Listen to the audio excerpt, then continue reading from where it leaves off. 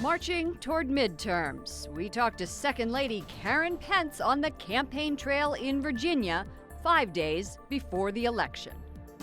Caravan concerns. A group of Central American migrants continues its trek toward the U.S. We have reaction from President Trump. Path to sainthood. We tell you about an Italian nun about to be beatified and her ties to the U.S. And this parish is a real zoo. A Russian Orthodox church is snapping up the faithful. On EWTN News Nightly for All Saints' Day, Thursday, November 1st, 2018.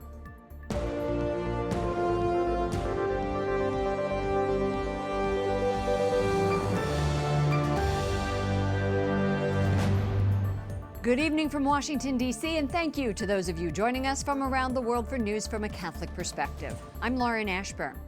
The president announces a plan that could make it harder for immigrants who cross the border illegally to seek asylum. And in order to stop a caravan of traveling migrants, President Trump may send up to 15,000 troops to the U.S.-Mexican border. That would roughly double the number of troops already deployed. White House correspondent Mark Irons reports. Good evening, Mark.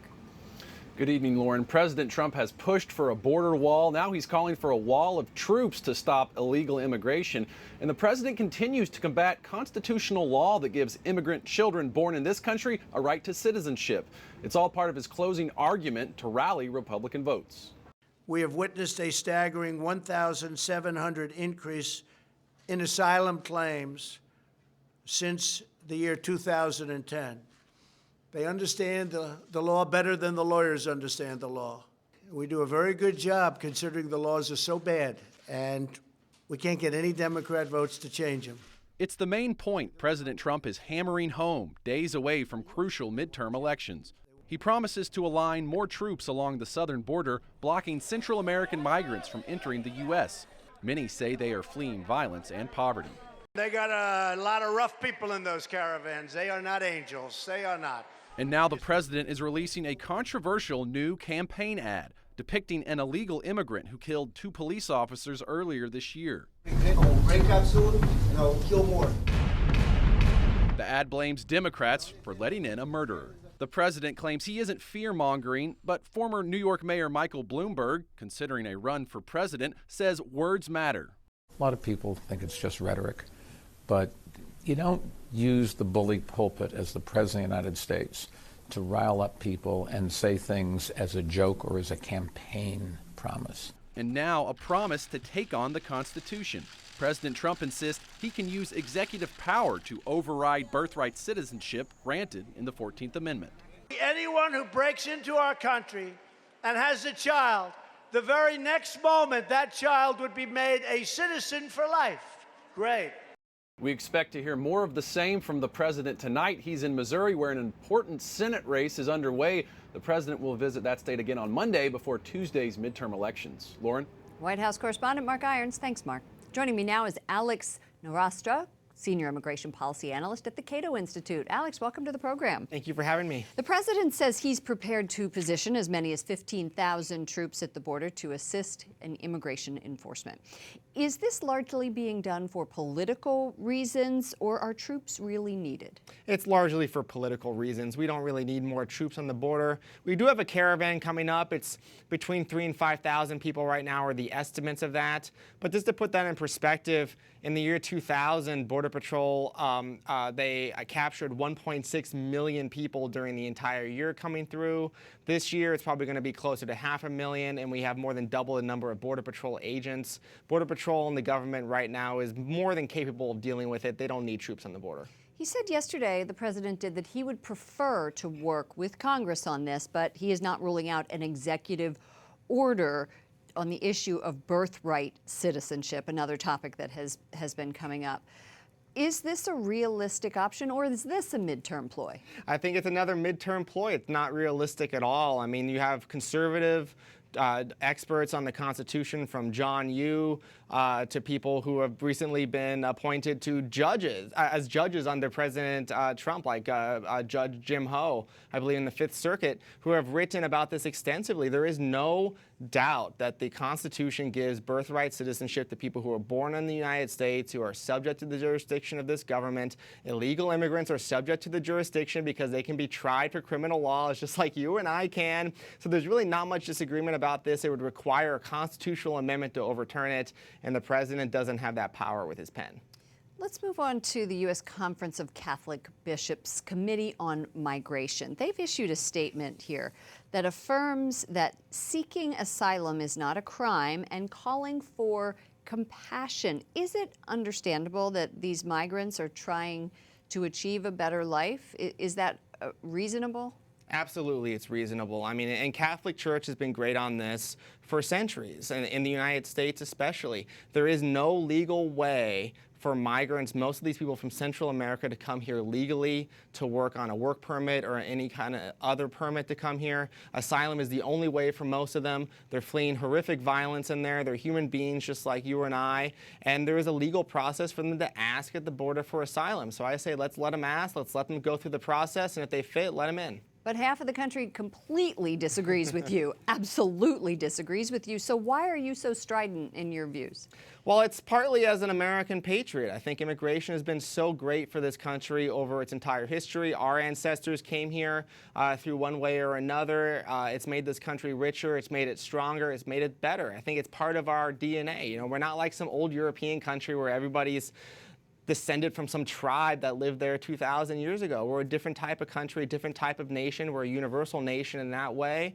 And I think allowing immigrants in, even if they're asylum seekers, even if they're poor, even if they're from Central America, it's good for us, it's good for them, and it really is a reflection of our values.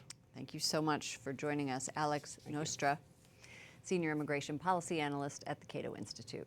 The Trump administration is revising exemptions to the mandatory health care coverage of contraception. Particularly, it would permit companies with religious or moral objections to opt out of providing birth control. Courts have blocked 2 previous attempts to end the mandate.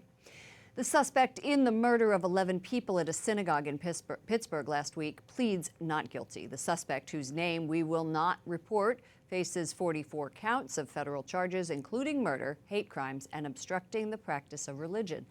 More than half are punishable by the death penalty. The shooting was the deadliest anti-Semitic attack in American history. He remains in custody without bail.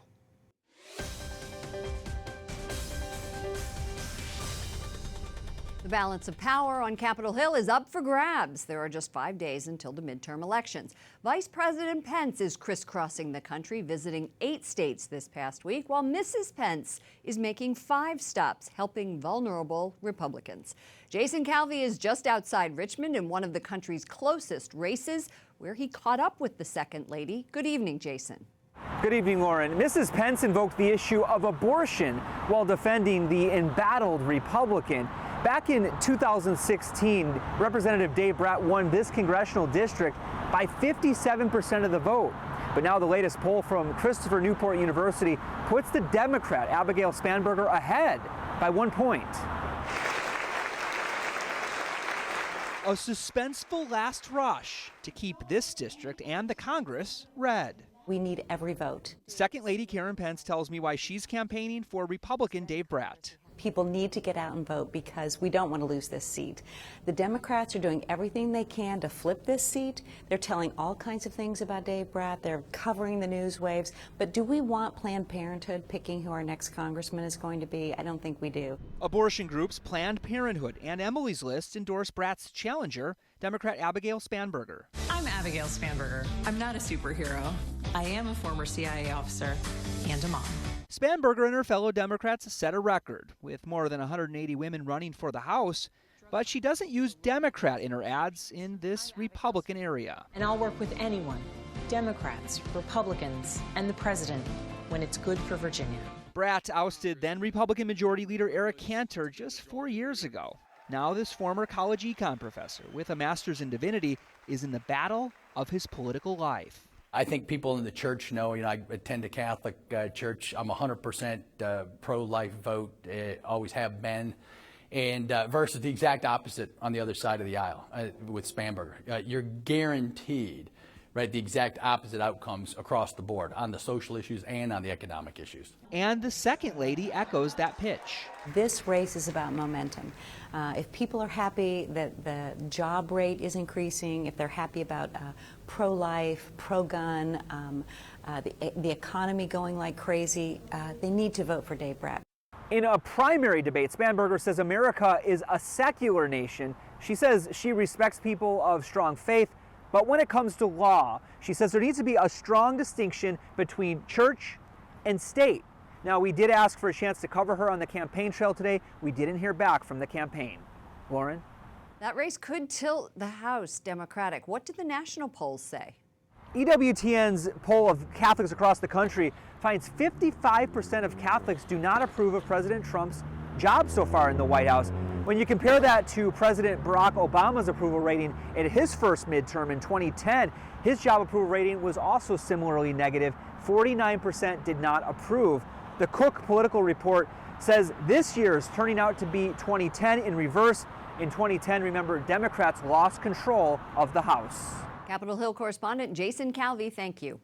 A New York auxiliary bishop has been credibly accused of the sexual abuse of a minor. 74-year-old Bishop John Janik denies the charges. He says he welcomes the Vatican's investigation into the matter and in the interim has temporarily stepped down from public ministry. For more on this story, including reaction from New York Cardinal Timothy Doyle to the charges, visit the National Catholic Register at ncregister.com.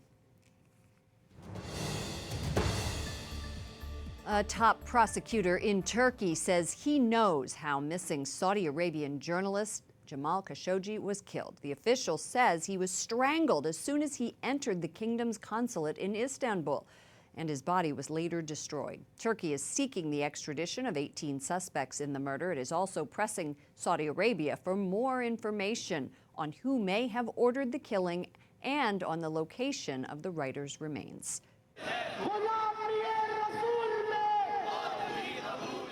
Radical Islamists in Pakistan mount a second day of rallies following the acquittal of a Catholic woman who faced the death penalty. Asia Bibi was accused of violating the country's blasphemy laws for insulting the Prophet Muhammad. Her family says the mother of 5 plans to leave Pakistan soon. Both France and Spain have offered asylum. South Korean President Moon Jae-in says Kim Jong-un will travel to Seoul soon. It's part of a series of talks aimed at ridding the North of its nuclear weapons. But religious freedom advocates are worried in the lack of mention of North Korea's dismal human rights record. Correspondent Wyatt Goolsby reports from the State Department. Good evening, Wyatt. Good evening, Lauren. Human rights advocates here say officials at the State Department need to do more to put more pressure on North Korea to stop its crackdown on free speech and worship. There hasn't been any breakthrough in relations since Secretary Pompeo traveled to North Korea last month, but the South Korean president says we may be on the verge of one.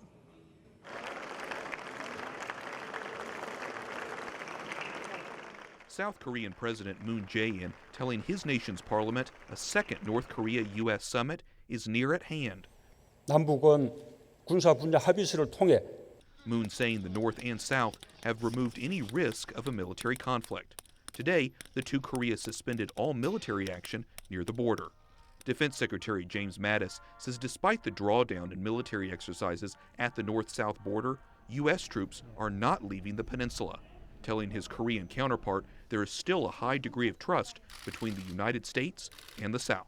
Our goal here is to ensure that our diplomats speak from a position of strength and we continue to protect the people of the Republic of Korea from any threat from the North. During a historic summit in Singapore in June, President Trump and Chairman Kim agreed to peaceful negotiations as they work towards denuclearization. North Korea experts in Washington are skeptical Kim will keep his promises. Greg Scarlatoiu is with the Committee for Human Rights in North Korea. He says it's vital the administration highlights the tens of thousands of North Koreans who have been imprisoned without due process. That includes Christians and other people of faith. According to organizations that monitor religious freedom, There are underground Christians in North Korea, but if caught, one is punished very harshly. And according to very reliable sources, 50,000 Christians are currently imprisoned in North Korea. And that number includes Christians who are in jail right now just because they were caught in possession of a Bible. Scarlatu says it's vital South Korean and American diplomats speak up during negotiations about North Korea's labor camps. Lauren? Correspondent Wyatt Goolsby reporting from the State Department. Thanks, Wyatt. Pope Francis celebrates the feast day of All Saints by reciting the Angelus. E siamo uniti a tutti i santi. In his message, he told faithful gathered in St. Peter's Square, "We are united by all saints, not only the best known on calendars, but also those who are next door."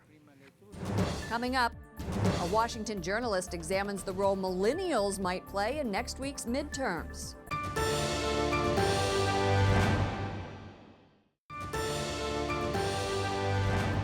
On this Feast of All Saints Day, Pope Francis tweets, "Today we celebrate the Feast of Holiness. Let us strengthen the bonds of love and communion with all the saints who are already in God's presence." This year, voter turnout among millennials could be record-breaking, but what does that mean exactly?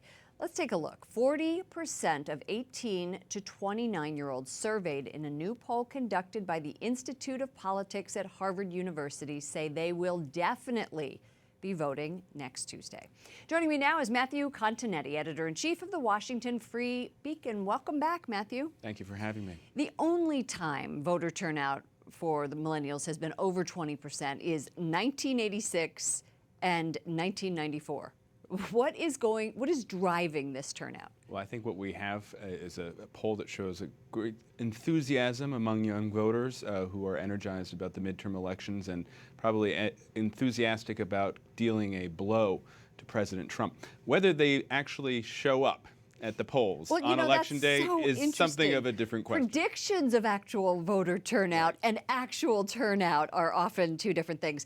It's pretty widely accepted that millennials lean to the left, that they're more liberal. Let's take a look at some more numbers from this poll. 41% identified as Democrat, 21% identified as Republican, and 35% identified as independent or unaffiliated. So what do politicians need to do to grab that 35% we just saw there? That's right. I mean, and that's typical, too, of America as a whole, kind of going away from either party and embracing a more independent label. I think when we look at the millennial population, for decades now, it's been trending to the left. It is more open to Democratic politicians, more liberal on social issues. And so that kind of correlates with support for Democrats at the polls. And of course, in the midst of this left turn among millennial voters, you've also seen a rise in the Republican or more conservative position politically. So those numbers bode ill for Republicans. They probably won't be the reason that Republicans have a bad night if Republicans have a bad night on Tuesday. Younger voters overwhelmingly supported Bernie Sanders in the Democratic presidential primary process in 2016 against Hillary Clinton. And so we've seen that shift to the left historically. What is it about the messaging, though, now from Democrats like Alexandria Ocasio-Cortez, she's in New York, or Ayanna Pressley in Massachusetts, that is really resonating with millennials? I think what you see with this 18 to 29-year-old population is kind of a suspicion of an antagonism toward establishments. That includes the Republican establishment. It also includes the Democratic establishment. And what about churches? Well, that's right, and that also includes institutions, right, including the church. And I actually think one reason we've seen millennials drift to the left is kind of lowering rates of church attendance among this population as well. That correlates with kind of these liberal positions on social issues. So that's right, they're embracing the more what's called democratic socialist left, and they're going to play a role in those victories for the democratic socialist left on Election Day. I would just caution, however, that part of the left is not the entirety of the Democratic Party. And if the Democrats do have a good night on Tuesday, it will probably be because of some more establishment-minded, more moderate Democrats winning those key suburban House districts that will decide the election. Yes, and as we saw that in Jason Calvi's report earlier. Thank you so much, Matthew Continetti, editor-in-chief of the Washington Free Beacon. Tonight on EWTN Pro-Life Weekly, the founder and president of Culture of Life of Africa will dispute the notion that women can't have both a large family and a rewarding career. Women can do it, women have done it, women continue to do it. So we say, please stop for those who have this agenda and those who are pushing women really hard, trying to get us to think in just one way, they want a monolith. You can see more of Catherine Hadrow's interview tonight at 10 p.m. Eastern on EWTN. Up next, a nun explains why a sister is one step closer to sainthood, and crocodile madness in a church.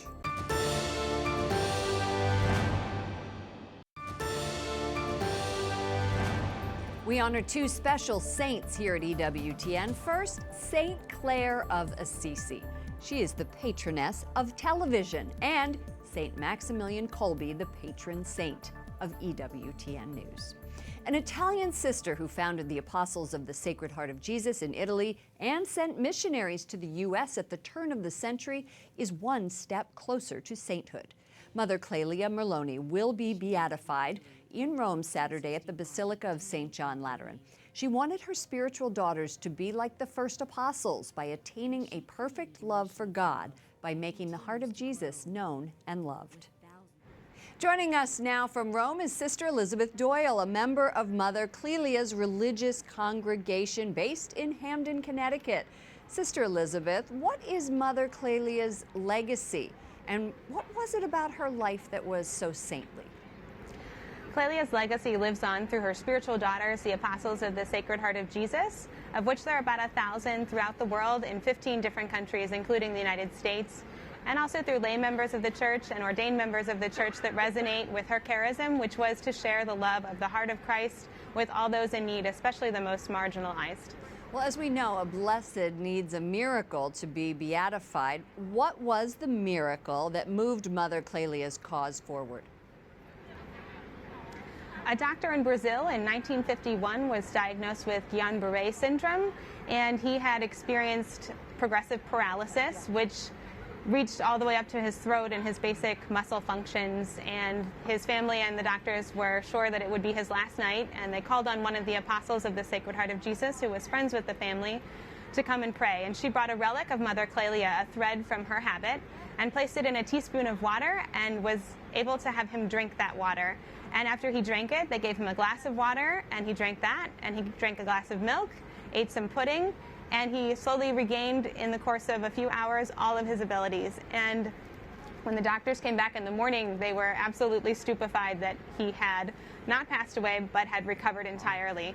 And he went on to live another 25 years and die of other causes. So that miracle was approved in January, and that moved her cause forward for beatification. Sister, you devoted your life to following Mother's vision. What does this moment mean to you? This is such a big moment for myself personally, and to experience it here in Rome with our congregation. Mother Clelia was a woman of extraordinary faith. She experienced a lot of darkness in her life, a number of trials and disasters, and she never doubted that God had a specific plan for her, and she had great faith that he wanted her to found this particular congregation dedicated to his Sacred Heart. And I look to her as an example of faith for my own life and my own moments of darkness, and I believe that she has a powerful story for myself and for many people. So we're excited that we can share her story more broadly with the entire church now that she's being beatified. Thank you so much for all of your insights, Sister Elisabeth Doyle, member of Apostles of the Sacred Heart of Jesus. Thank you so much. You can watch the beatification of Mother Clelia Merloni right here on EWTN. It will air Saturday at 6 a.m. Eastern with a replay at noon. Finally tonight, a Russian Orthodox church near St. Petersburg has a plan for attracting younger parishioners. You could almost say it's their pet project. The Church of St. Spiridon wins over new congregants with animals. The collection is in the basement. It includes crocodiles, lizards, and birds. The priest says the town does not have a zoo, so the makeshift menagerie is especially welcome. For all of us here at EWTN News Nightly, to all of you around the world, thank you for watching. I'm Lauren Ashburn. Let's keep in touch online. Follow me at Lauren Ashburn on Twitter and at Lauren Ashburn EWTN on Facebook. Good night, and God bless you.